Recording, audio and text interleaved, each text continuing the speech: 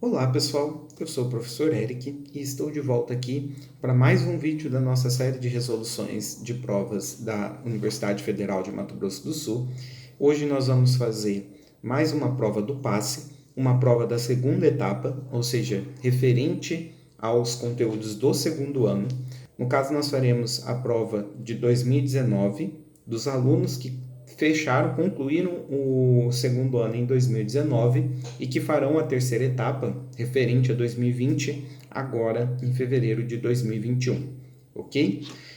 Aqui nós temos então os assuntos que foram cobrados nas 5 questões dessa prova. Houve uma distribuição de conteúdos muito boa, né, dentro do extenso conteúdo de Química do segundo ano, ou seja, avaliou aí alunos que estudaram durante o decorrer de todo o ano. Um grau de dificuldade muito legal, médio, que é um grau de dificuldade que diferencia os alunos que estudaram dos que não estudaram, e uma questão anulada, o que infelizmente tem sido recorrente nas provas da UFMS, uma questão anulada por um erro numa informação fornecida que comprometia a resolução dela. Eu vou resolver e vou comentar com vocês isso, o que infelizmente atrapalha bastante o aluno, né, que gasta um tempo resolvendo essa questão, sendo que no fim das contas ela acaba não tendo valor. E é um problema que a UFMS tinha que resolver, afinal tem sido bastante recorrente. E uma pequena curiosidade, dessas 5 questões, 2 delas, a 43 e a 45, caíram no mesmo ano na prova do PASSE referente à primeira etapa, que futuramente eu devo trazer em vídeos para vocês também, certo? Vamos lá? Questão 41. A questão 41, ele, como é de costume nas provas da Universidade Federal, ele traz um pequeno texto dando um contexto para vocês e depois ele vai com as informações que você precisa para resolver a pergunta. No caso da questão 41, o contexto fala sobre a água oxigenada, também chamada de peróxido de hidrogênio, né, que é um forte agente oxidante, e ele comenta sobre a reação dessa água oxigenada com o ânion iodeto, que é essa reação que vocês estão vendo aqui. Para estudar essa reação, ele realizou 4 experimentos, na qual ele mediu a velocidade de formação de um dos produtos, do I2, sendo que nas experiências ele ia mudando a concentração inicial dos reagentes, conforme vocês veem aqui na tabela. Nesse slide nós temos a pergunta, que ele fala: esses dados indicam que a velocidade da reação considerada depende da concentração de qual reagente, né? De qual reagente aqui nas alternativas. Bem, o que acontece nessa questão? Muitas vezes quando aparece essa tabela e fala sobre velocidade, a maioria das vezes está se cobrando qual é a lei de velocidade dessa reação. Aquela formulazinha V igual a K, concentração dos reagentes elevado a um determinado expoente, e muitas vezes a gente utiliza essa tabela justamente para descobrir qual é o expoente. Entretanto, nesse exercício 41 não é isso que a gente vai fazer, tá? Ele quer saber só da concentração de qual reagente depende a velocidade, é só isso. O que torna a questão mais fácil do que o que normalmente costuma aparecer. Entretanto, acaba pegando bastante gente que tem dificuldade de interpretar, de entender o que foi questionado. Então, quem acaba só decorando o que fazer, mas não entende o que está fazendo, acaba tendo dificuldade nesse tipo de questão. Para resolvê-la, eu vou pegar como base a experiência 1. Tá? Então, a experiência 1 vai servir como ponto de referência para a gente, porque eu vou avaliar aqui, ó, o que mudou na experiência 2. Das concentrações do reagente, mudou só a concentração da água oxigenada, do H2O2. Tá? As outras mantiveram-se a mesma, mas a velocidade mudou. E aí a pergunta que eu faço é: essa velocidade depende da concentração de H2O2? E a resposta é sim, né? Se eu mudei a concentração, mudei a velocidade, é porque depende, sim. E a experiência 3? Vamos comparar agora a experiência 3 com a experiência 1. A única mudança em relação à experiência 1 foi na concentração de H+. E a velocidade, olha só, manteve-se a mesma. Ou seja, eu mudei a concentração de H+, mas não mudei a velocidade. Então, eu posso dizer que a velocidade depende da concentração de H+, Não, né?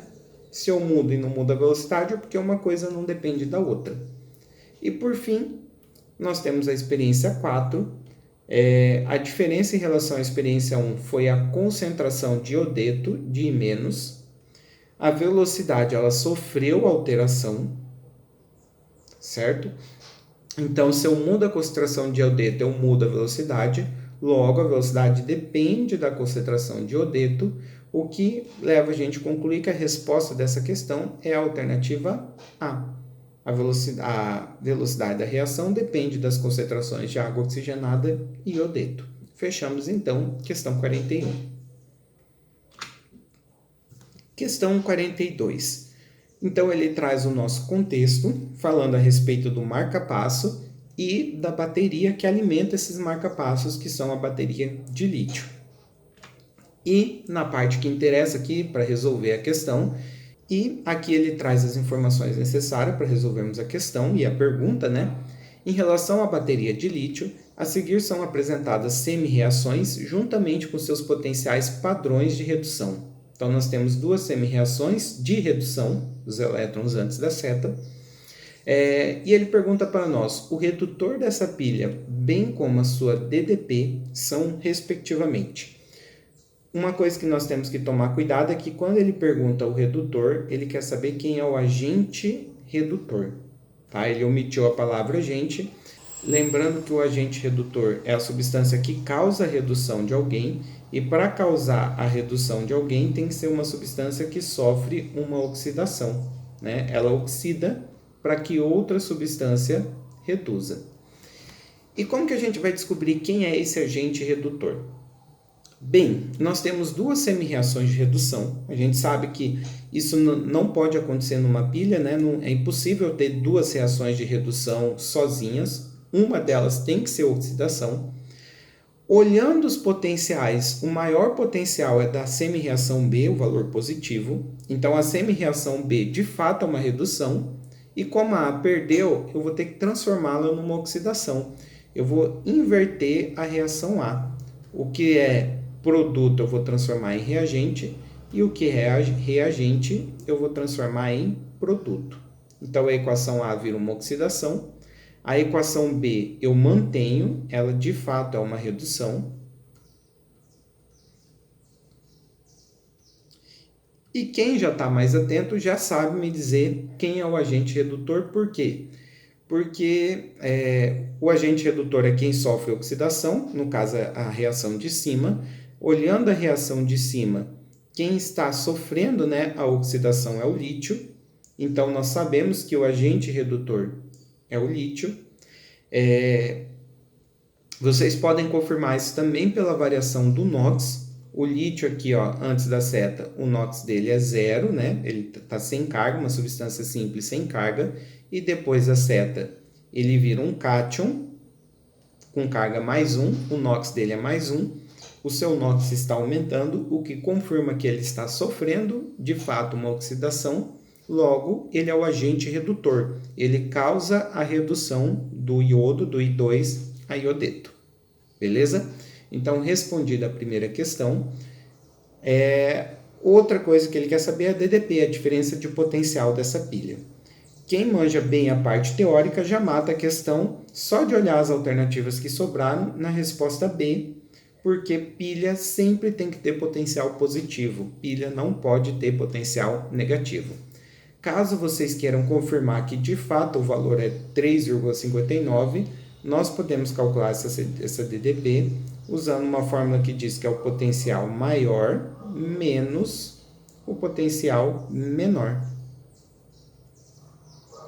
E aí, no caso, nós vamos pegar o potencial maior, que é o do iodo, né? Mais 0,54, que é o valor positivo, menos o potencial menor, que é menos 3,05.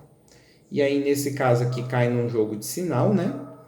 Então, nós teremos mais 0,54 mais 3,05, o que confirma a nossa resposta de que o potencial dessa pilha é de 3,59 volts, alternativa B. Questão 43. Lembrando, essa questão 43 ela foi anulada, tá? E por que que ela foi anulada? Por conta dessa informação aqui, ó. A massa molar que foi fornecida nessa questão, ele forneceu a massa do enxofre errada. A massa molar do enxofre é de 32 gramas por mol. E aí, o que que acontecia nesse caso? Se você utilizasse a massa com a informação da questão, utilizasse 64 e fizesse todas as contas corretas, você não chegaria a nenhuma alternativa. Tá? A resposta que foi considerada correta para a questão ser anulada depois utilizava a massa correta do enxofre, que é 32. Tá? Então, nós vamos resolver essa questão utilizando a massa correta. Então, vamos lá. Qual a molaridade? Quando ele pergunta para nós qual a molaridade, ele quer saber a concentração em mol por litro da solução ao dissolver 50 gramas de tiosulfato de sódio, essa fórmula aqui, em água suficiente para 2 litros. Bem, ele quer a concentração em mol por litro, ele forneceu para a gente a massa e ele também forneceu para a gente o volume. O primeiro problema está aqui, ó. Se eu quero mol por litro, eu não vou utilizar massa, eu vou utilizar mol. Então, eu tenho que converter isso aqui para mol. Como? Primeiro, eu vou calcular a massa molar aqui, ó, do tiosulfato de sódio, que são 2 sódios, são 2 enxofres e 3 oxigênios. E aí nós faremos a conta, lembrando que o sódio pesa 23, né? 2 vezes 23. Que o enxofre pesa 32, ó, aqui que era o problema da questão. 2 vezes 32 e 3 vezes o oxigênio, que pesa 16. Resolveremos então essa conta.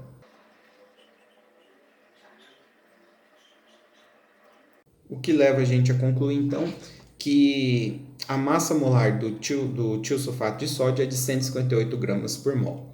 Por que que eu fiz isso? Porque eu quero converter essa massa aqui para mol para eu poder calcular a concentração molar. Então, agora nós faremos uma regra de 3, comparando massa com mol.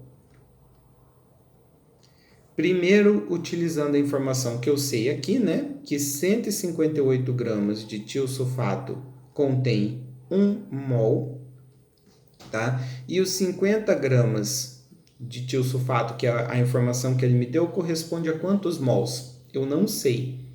E aí, a gente resolve essa regra de 3. E uma dica que eu vou dar aqui é o seguinte, ó. Quando nós formos achar o x, nós teríamos que fazer 50 dividido por 158, o que vai dar uma conta quebrada. Tá? Quando vocês estiverem resolvendo uma questão de conta como essa, eu recomendo você não resolver essa conta quebrada ainda nessa etapa, deixa na forma de fração. Tá? Vai levando esse exercício para frente como se fosse uma fração para resolver uma conta complicada somente ao fim do exercício. Tá? Então, nós sabemos que nós solvemos 50 gramas de tiosulfato e 50 gramas corresponde a 50 dividido por 158 mols, ok? Mas ele quer a concentração molar, ele quer saber quantos mols por litro, tá? Então, nós vamos fazer aqui para matar a questão uma regra de 3 comparando mol com volume. E o que nós sabemos?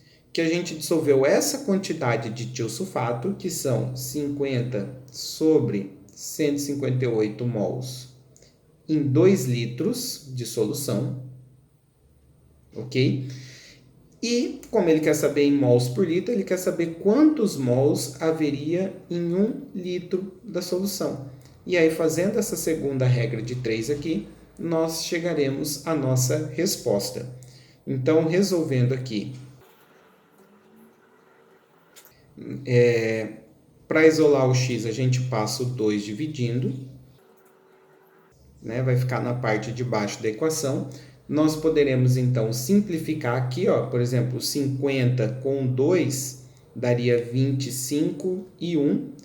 E para fechar a questão, agora não tem como fugir da conta quebrada, eu faria 25 dividido por 158, que dá 0,1582 e outros números lá para frente, mols né? Como essa quantidade está em 1 litro, eu posso falar que a nossa resposta está em mol por litro, beleza? Então aqui nós temos a resposta da nossa questão, que é aproximadamente o que está sendo mostrado na alternativa E.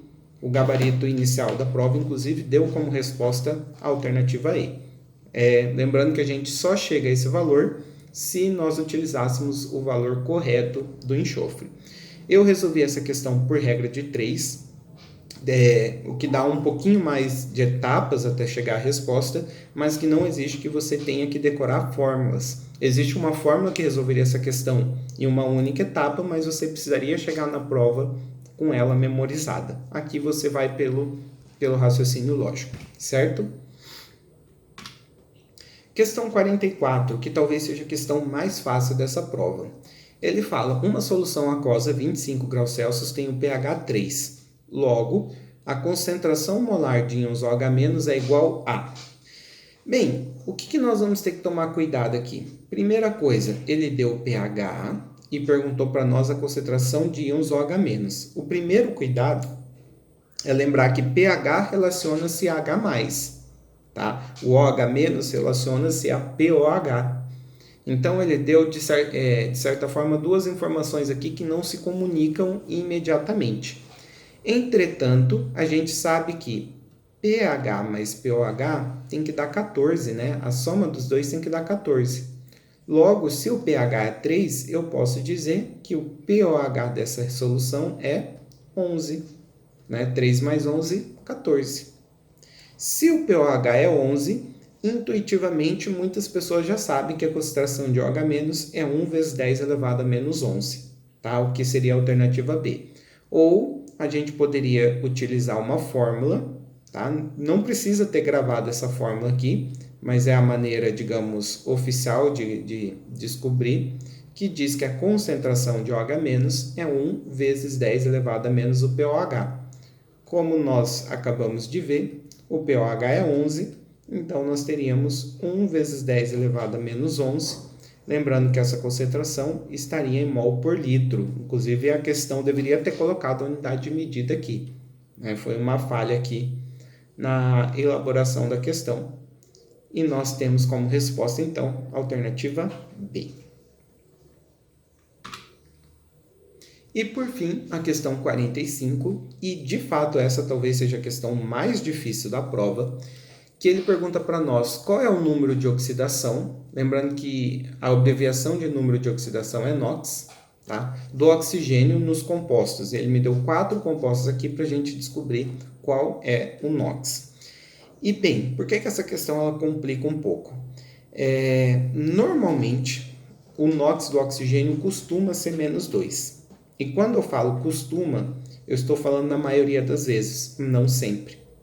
Tá? Então, essa questão ela vai complicar aqui porque ela vai trabalhar com situações em que o oxigênio pode ter NOx diferente de menos 2. E eu vou dar algumas dicas aqui de como a gente pode descobrir isso. Tem a opção de você saber o que é o peróxido, o ânion peróxido, que é uma situação em que o oxigênio tem NOx menos 1, que eu vou comentar com vocês depois, mas eu vou dar uma dica aqui, supondo que você não lembre isso, tá? No primeiro caso aqui, nós temos o BaO2. E o Ba, o bário, ele é um elemento da família 2. Elementos da família 2, sempre que estiverem ligados a alguém, eles obrigatoriamente têm que ter NOx mais 2.